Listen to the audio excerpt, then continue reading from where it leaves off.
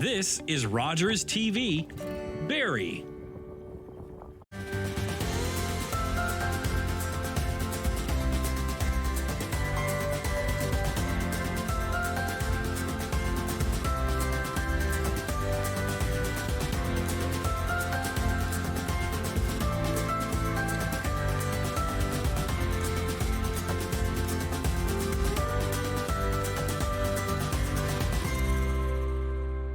Hello, everyone. Welcome to Money Matters with Shannon Jackson, the personal finance show focused on moving you forward financially. We're now in the month of March, and that means Fraud Prevention Month here in Canada. And this year's theme is Tricks of the Trade, What's in a Fraudster's Toolbox? And the focus of the campaign, of course, is to expose the fraudsters' tricks, tools, and tactics, and to help Canadians equip their own toolbox to protect themselves. Joining me now with advice on how you can do just that, we have Jeff Horncastle, Acting Client and Communications Outreach Officer with the Canadian Anti-Fraud Centre. Jeff, welcome to the show. Thanks for having me, Shannon. Before we get into it all, can you tell us a little bit more about the Canadian Anti-Fraud Centre and what exactly you do? Yeah, so the Canadian Anti-Fraud Centre is the central repository related to mass marketing fraud. So we take reports on scams essentially and identity fraud. Being the central source for the information, we share the information with partners, as well as sharing the information with the public on how to protect themselves or anything new that's coming through. My role with the CFC is primarily the spokesperson, and I look after a lot of the fraud prevention efforts at the CFC. Okay, and this year I understand marks the 19th edition of Fraud Prevention Month. And if you're wondering about the significance of raising awareness and offering advice on fraud prevention, you need to listen to these latest statistics here, and they are quite alarming. So last year in 2022, there were a total of 91,190 reports of fraud. There were 57,055 victims of fraud, and a total of $531 million was lost as a result of these frauds and scams. And the surprising part for me is it's a 40% increase from 2021, from the year previously. And if that isn't shocking enough, in just January of this year, 2023, there have already been a total of 6,610 reports of fraud and 3,923 victims in total so far, at least just in January of this year. And already $43.6 million has been lost as a result of these. And it's likely that these statistics are much higher because according to the Canadian Anti-Fraud Centre estimates, only 5 to 10% of people actually report these frauds. So Jeff, can you talk a little bit about these statistics and what you've been seeing over the last year?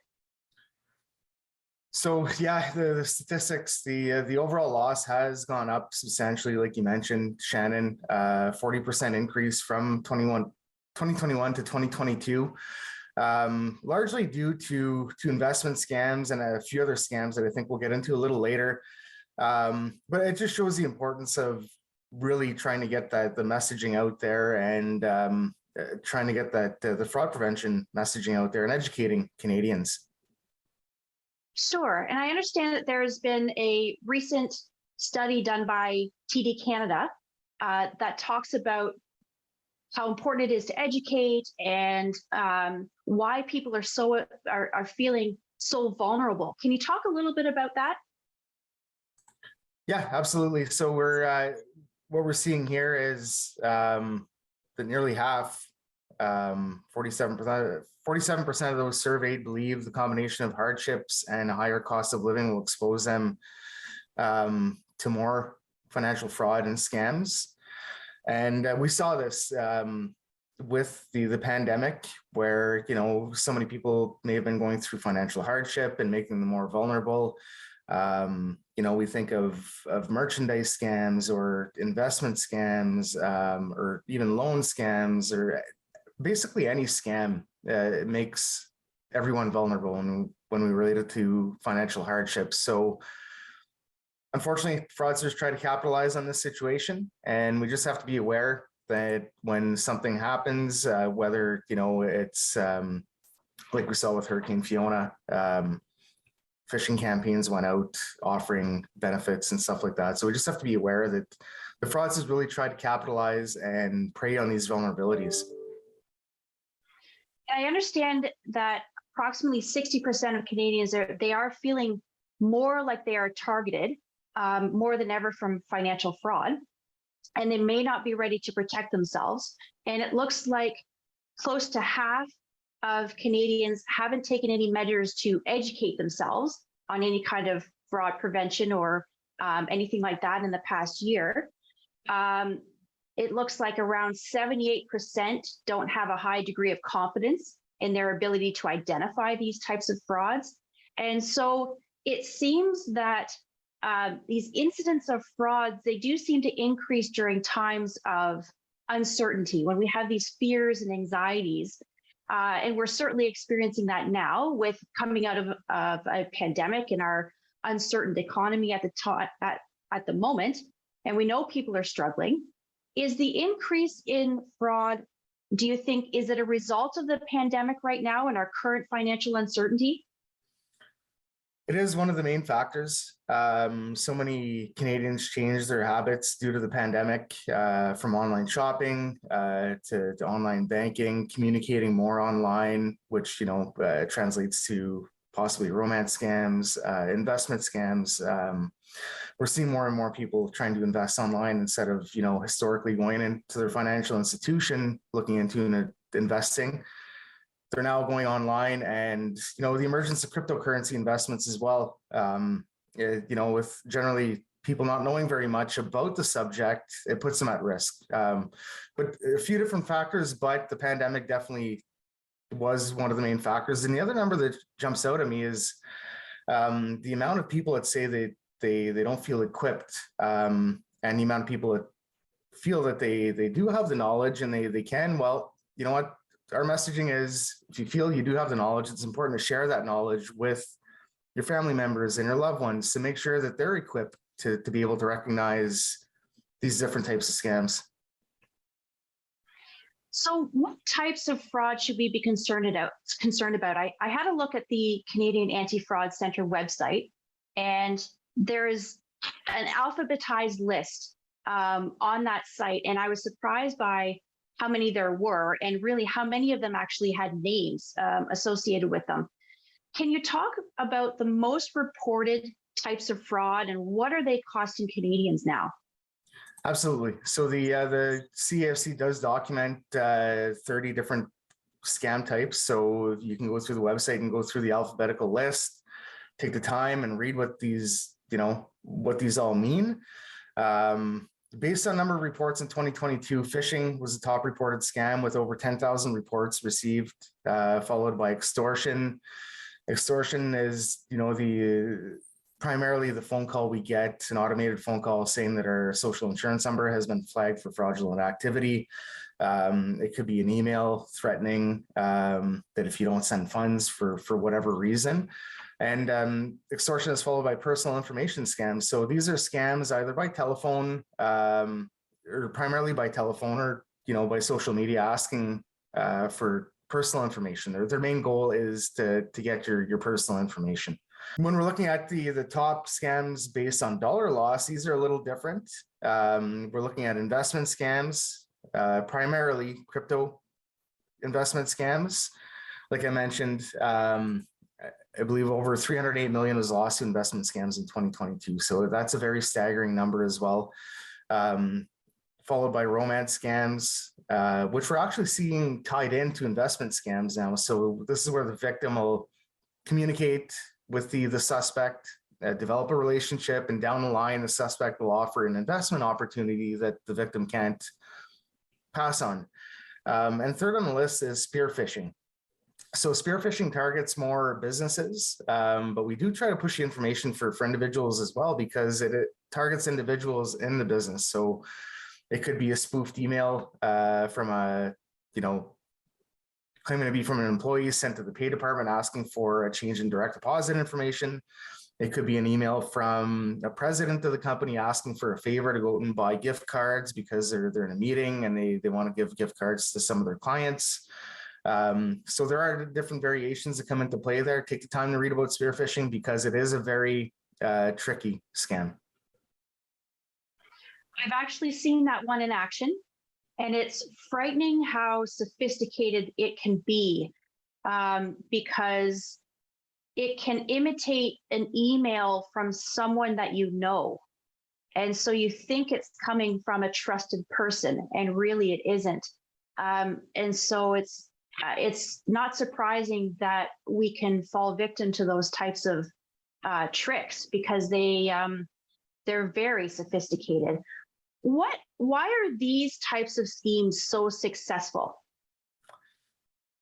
Mostly, like you mentioned, due to sophistication, and that's why our theme for Fraud Prevention Month is, what's in a fraudster's toolbox, and that primarily focuses on technology, what they have at their disposal, what they have available, and different techniques that fraudsters use to manipulate the victims.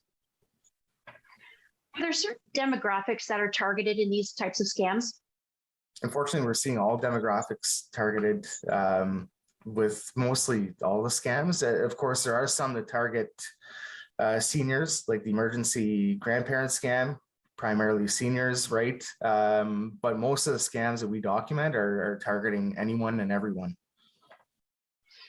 Can you talk about the emergency grandparent scam, because that's been in the headlines for months now, across the country, and especially here in Ontario. And I understand that these particular scams for seniors, they've costed seniors over $9.2 million last year. And it looks like the seniors in Ontario were actually the hardest hit by these types of scams. And they were scammed out of $5.4 million in 2022. And that's really concerning statistics, especially for our senior citizens. What's your advice for our seniors? How do we warn them and educate them about these types of things?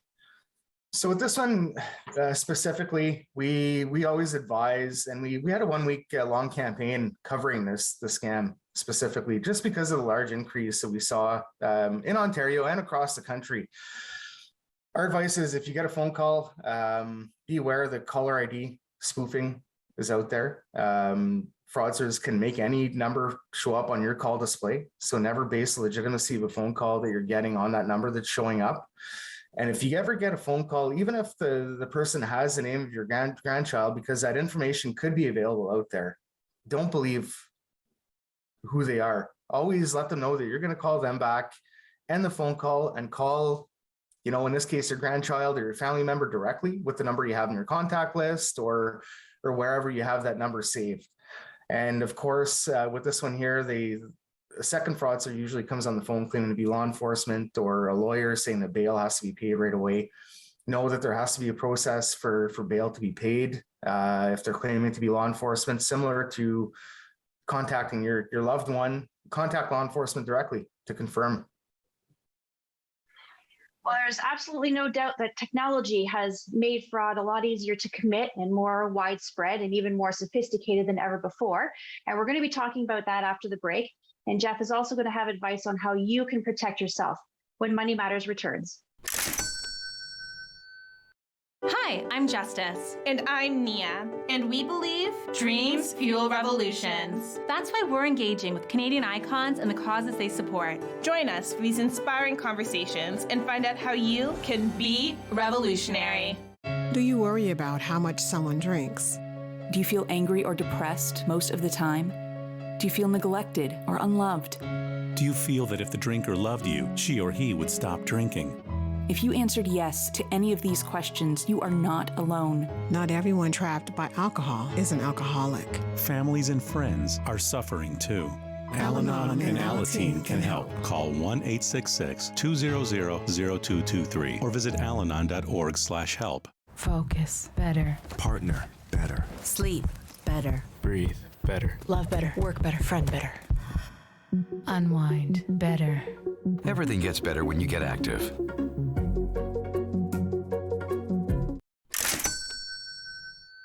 back to Money Matters with Shannon Jackson.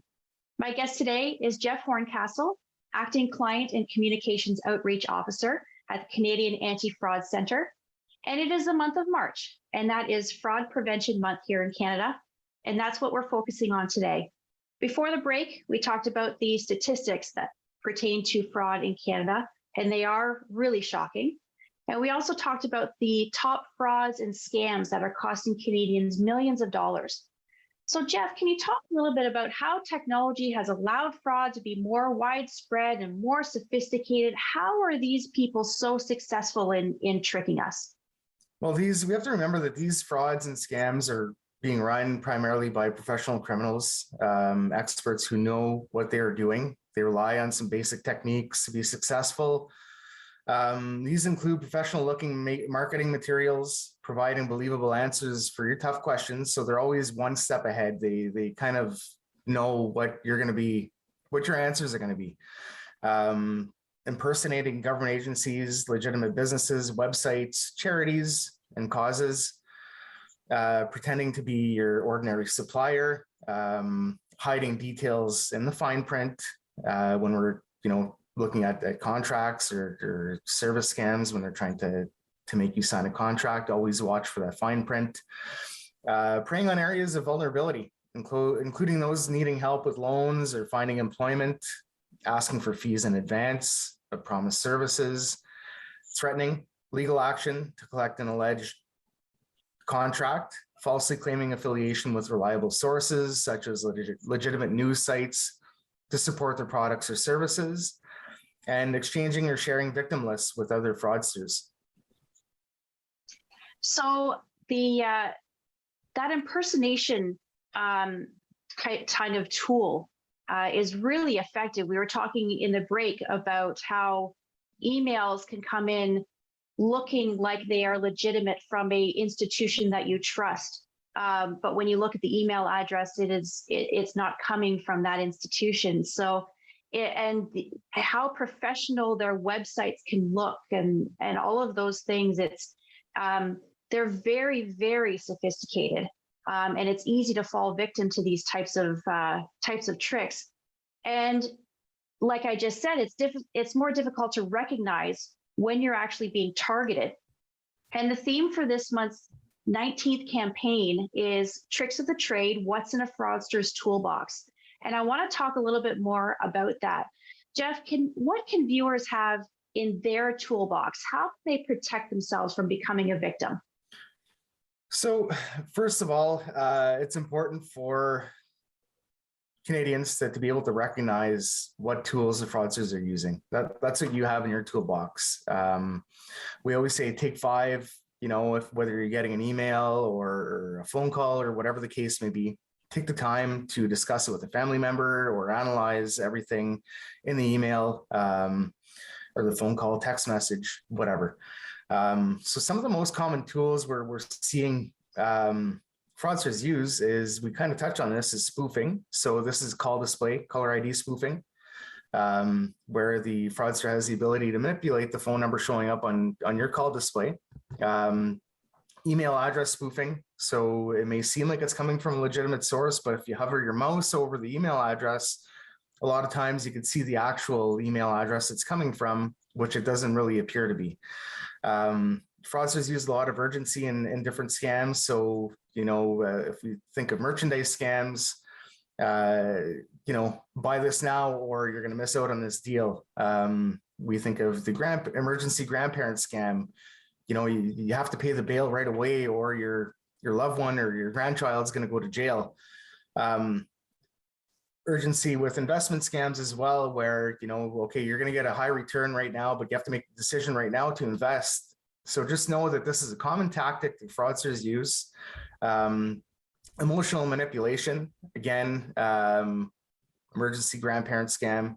We see emotional manipulation in that scam, as well as romance scams where fraudsters really wait, in most cases, to get that emotional connection with their victim before asking for money. Threats, see this with extortion scam, the different variations of extortion. Pop-ups, we think of tech support scams where we get that famous pop-up that kind of seems to freeze our computer, or a survey pop-up saying if we do a survey, we can win a prize. Search engine optimization. So this relates to when a person goes online to look up whatever, let's give an example of, a victim having a hard time with their printer and they're looking for support online. They look up the name of the company online. Chances are the first 5 to 10 that appear are going to be fraudulent ads. You always want to make sure that you're going through the first items that come up on your search and make sure you're going to the legitimate official website of the company you're looking for. Of course, links with phishing or links on social media that we get messages asking us to click on things or looking for personal information or possibly infecting our device. And impersonation. Impersonate the government with phishing. They'll impersonate legitimate companies or, whether it's a job offer, impersonation, and many different types of scams.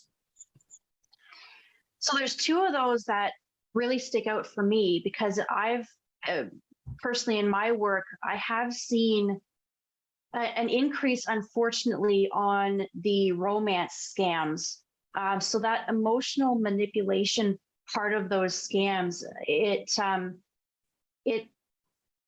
think we need to recognize that not all of these scams are urgent ones that are going to be getting to you right now. A lot of them are very drawn out over months and months in order to, like you say, get that emotional connection so that months down the road, they can start to ask for money from you.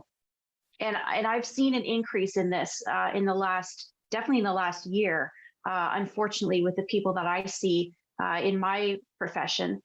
And the other one as well, the search engine optimization issue. And I've noticed this because I will Google, whatever I'm looking for, but you'll see that the first links that come up on that search, it'll say that it's an ad, but it isn't, it can't be trusted. And so I think all of these things are really important for our viewers to know about so that they can become more aware and how they can protect themselves from becoming a victim. So I just want to shift focus just a little bit now and talk about the importance of reporting when you or someone falls victim to a fraud. And as we mentioned at the top of the show, as alarming as the stats are, it seems that those statistics are actually probably much lower than they really are, because only, according to the Canadian Anti-Fraud Centre, only about 5 to 10% of people report these types of frauds. So why are people so reluctant in reporting these? Few different reasons. Number one, a victim might be, embarrassed, may not want to discuss what happened to them. They could believe that, if I report, nothing's going to be done. We have to remember that, the information you share could be the missing piece to the puzzle. We do share the information with international law enforcement agencies, and importantly, we share the information with the public. What you're reporting could be something new that we have to get an alert out on to protect other Canadians. So a few different reasons, but those are the main two that the people are not reporting. And is there a way, do you think, that we can change that mindset to help encourage people to report these more? I think if we keep pushing our messaging, encouraging people to report, to protect others is the best way to do that. Although the Canadian Anti-Fraud Centre is not an investigative unit, we do share the information with law enforcement agencies across the world and with private sector partners. So I wasn't aware of that. So that's good to know. And so if someone feels like they have been a victim, how can they report it? So if a person has been a victim, it's important for them to report to the local police and the Canadian Anti-Fraud Centre. You can report to the Canadian Anti-Fraud Centre by calling our toll-free line at 1-888-495-8501, or you can report online as well through our online fraud reporting system. And you also said too that we should report it to our local police. So that's good to know as well. Can you take us through the process of reporting the fraud? Particularly, what information are the investigators looking for? So we can speak to what we collect. We're looking for, if a payment was sent, or, what the payment information, what happened. So a breakdown of kind of what occurred, phone numbers, if you got a phone call, email addresses, websites. But basically when you're reporting online, it'll prompt you for each and every thing that happened. And, there's an option to report anonymously on our website as well. So if you don't want to provide any of your information, you're not obligated to. Basically, the more you can provide, the better it would be for anybody using the information for possible investigations. And would it be helpful for them to provide documentation, copies of the emails, copies of perhaps the bank transactions and things? Absolutely. So there is an option to upload through our fraud reporting system, upload documents, any kind of payment information or anything you think might be pertinent to to what occurred. But absolutely, you can upload any documents. And where can viewers learn more about the latest frauds and scams that are out there right now?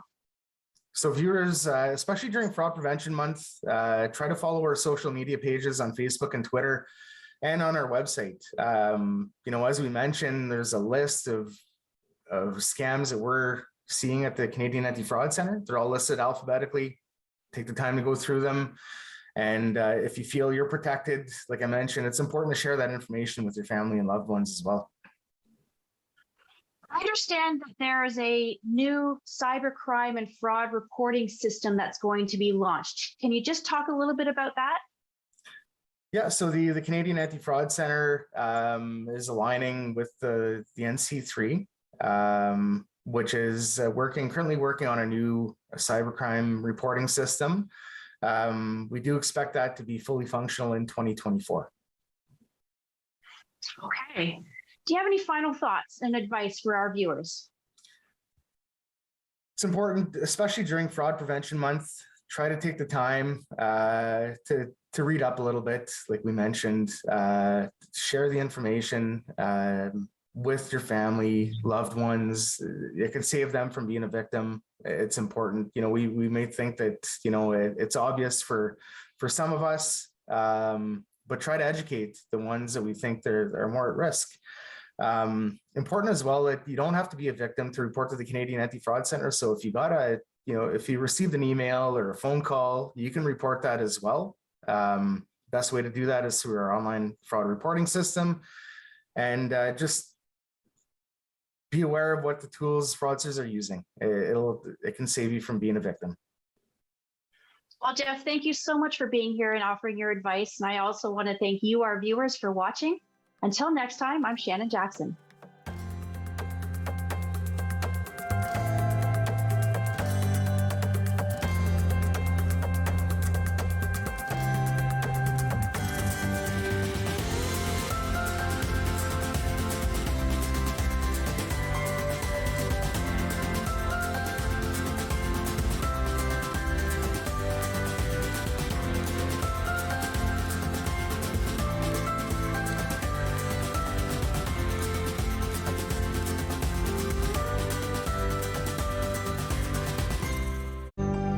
Call the Rogers TV viewer response line, email us, or connect with us on social media.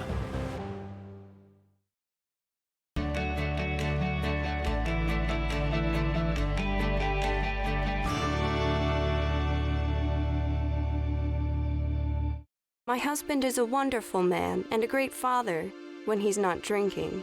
I'm so angry he chooses alcohol over us. If he really loved us, he'd stop drinking, right?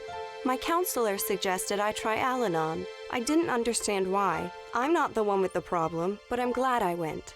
Do you worry about someone's drinking? You are not alone. Al-Anon or Alateen can help. Call 866-200-0033 or visit alanon.org/hope.